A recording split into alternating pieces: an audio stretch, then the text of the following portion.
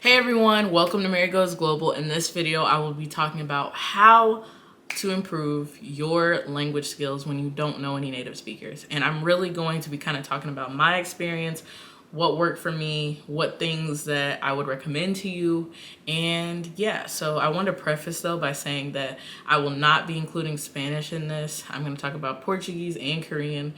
And I'm not including French either because I barely started learning, but I do want to say it's because, like I said, when I learned Spanish, I knew so many people around me that spoke it. That's what made me want to speak it. That's what kept me really motivated to speak it. So yeah, and like even right now, I live in a neighborhood where, I mean, everybody speaks Spanish practically. So yeah, but okay. So to get into the topic of the day, I first want to say if you're new to my channel, please like, subscribe, share this video, and stay tuned.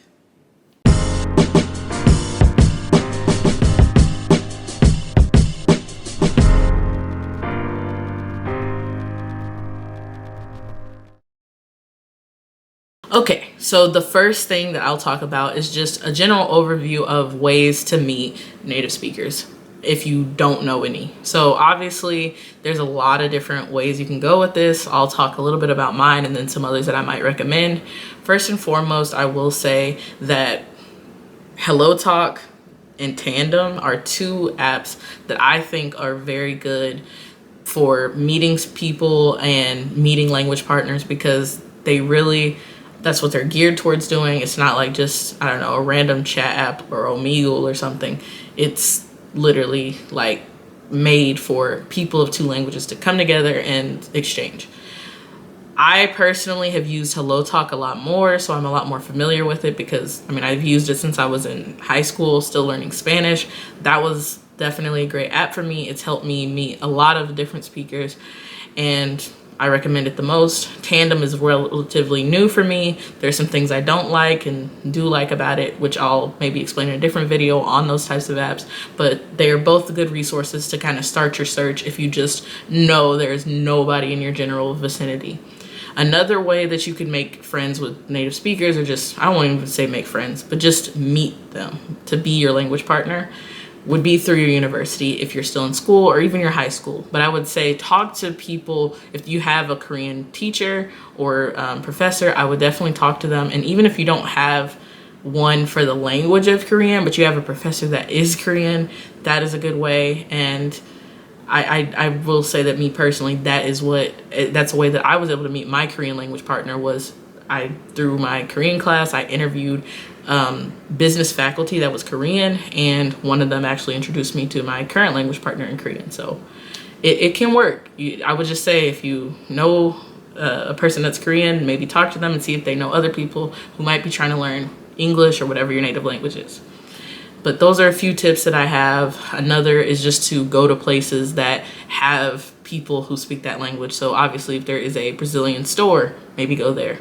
If there's a Korean church, and that might be a lot, but I mean, hey, you do what you gotta do if you really are dedicated and want that experience. So those are my recommendations to start things off, but now I'll go to my personal experience. Starting with Portuguese. So in Portuguese, it is a language that I obviously have not taken any classes in. I'm learning completely sozinha or alone. And that is a language that I do feel pretty comfortable talking in. And I feel like my level has definitely improved because of the fact that I have not only just dedicated time to it, but I do have a lot of native speakers that I talk to on truly a daily basis. So with Portuguese, I have two books that I study off of. One that's from the 1990s, or actually maybe even 1980s, and then another that's from mid 2000s. They're both relatively good books. I mean, the language doesn't change that much, but it's good to get a foundation, get that basic grammar, basic vocabulary going, and pretty much segueing me into the stage that I'm at now where, okay, I'm an intermediate speaker, I can talk, and I need to talk. Like I can speak on some things and I need to speak to others about those things so that I can continue to improve, continue to get more vocabulary, etc.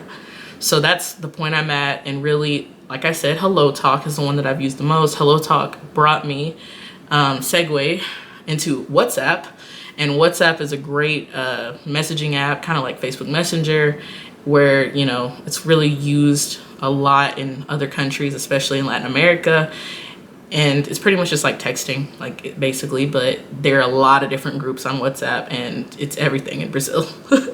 It really is. And so through Hello Talk, I was added to a WhatsApp group, and that WhatsApp group has helped me make a lot of friends. And literally, I'm so thankful to Hello Talk and the WhatsApp group that I'm in, because I would not be at the level I'm at if it wasn't for that. So certainly that is a big thing. And pretty much what the group consists of and how it really helps me is just I'm in a group where pretty much at one point I was in a group where we were meeting every week, at least once a week. You could meet more if you wanted, to just have a few questions in both English and Portuguese, go through the set of questions. Like it might be like, you know, do you believe in, or what is life? Like it literally could be a question that open-ended, and you have to kind of talk about it. And that talking about it really helps you use the language, express yourself. You can say, you know, are you a type of person that plans or doesn't? Those are some of the questions that we had in those meetings and we discussed. And yeah, so like we talked about books, different stuff, just general conversation and things that you might not just have, like, hello, what's your name? Those types of things. And then another group that I'm in now is focused on reading. So we correct each other's pronunciation on these paragraphs, which we also correct, and people can correct us on if we write it wrong in the other language that we're learning. So yeah, very helpful, very effective, extremely detailed though. Like it's not, and I would say it's not something that I would do if you don't have a lot of time, because part of the reason I'm not doing one of the groups is because I just don't have time to do both groups at the same time. So yeah. Alrighty, so segueing into Korean and my experience there. Obviously, I took 4 years of Korean, so of course I had a lot of interaction with my professors to talk to, and of course we also had like people at my school who were Korean that I talked to. I studied abroad in Korea. I mean, yeah, I had a lot of opportunities to be with native speakers. However, I think just at the point I was in the language, and still am, like, it's not super easy. Well, first of all, I don't live in an area with a lot of Korean people, so it's not very easy to just come across that and to just, oh, I'm gonna be friends. And you know, I'm just not in that space right now. And really, even in my college, there were not that many Korean people, so that was kind of that. But I will say, like I said, I interviewed my professors and I got in touch with my language partner who I have now. But I also, in my day-to-day, try, because Korean is a lot easier than Portuguese really to just come across randomly. I think one time I might have come across a Brazilian on the street, but with Korean, I can literally just go to a black hair shop, like with hair products for like black hair, and usually those are owned by Korean people, and the one that's near me just so happened it was the same way. So walked in, heard them speaking Korean, was like annyeonghaseyo, and then they're like, oh my gosh, you speak Korean? And we had a like 15-minute conversation about Squid Game, my life since moving here, going to Yonsei college or university, and like just life here, how many, like the Korean people around here, what it's like. So yeah, just, you know, spontaneous. It was a rare opportunity. I'm glad that I had it, and I hope to have more things like that. And so really, I'll say with Korean and with other languages where you like, I mean, and even with Portuguese, you know, you just aren't gonna find people. It's definitely gonna take more effort, because as I mentioned, those two apps, yes, you can find Korean speakers on those apps, but one of the things that helps, like one of the reasons why I think my Portuguese and I'm able to stay in groups like that, like my Portuguese has improved and I'm staying in groups like that, is because with Portuguese, there are a lot of people who are in the same time zone. And yeah, there's a lot of Korean people trying to learn English, but that time zone difference is so great that it's very difficult to coordinate and to try to talk to people. So I definitely know going forward, I would probably try to find a Korean language partner who's from the US or a similar time zone around here. So yeah, but to sum things up and segue into the closing, I just want to say, like, I hope some of these tips have been helpful. And just to recap, you know, starting out, definitely how can I find a native speaker around me? So you need to utilize your network. honestly, not just school like I mentioned, but you know, if you have Korean friends or people you know who are Korean, maybe tell them you're learning and try to get in touch, and maybe they can connect you with someone.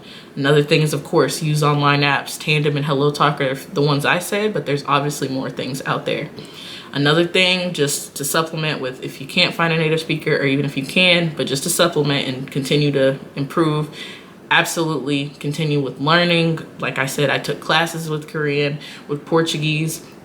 I obviously still use the book that I have. I sometimes use Duolingo. Those are all the things that I do to help myself improve. And one other thing that I cannot believe I missed was, in Korean, I also have a study group with a few friends that are also learning, and we meet weekly. We haven't in the past few weeks just because of scheduling, but we meet weekly and we try to go through a lesson in a book, hold each other accountable, and essentially that is another way of keeping my language skills up and continuously being on the track to improvement. So, in closing, I hope that you enjoyed this video, and I hope that you stayed till the end. Like, oh my God, if you're still here, I love you. And please, please, please like, share, subscribe to my channel, and stay tuned for the next video. Bye, guys.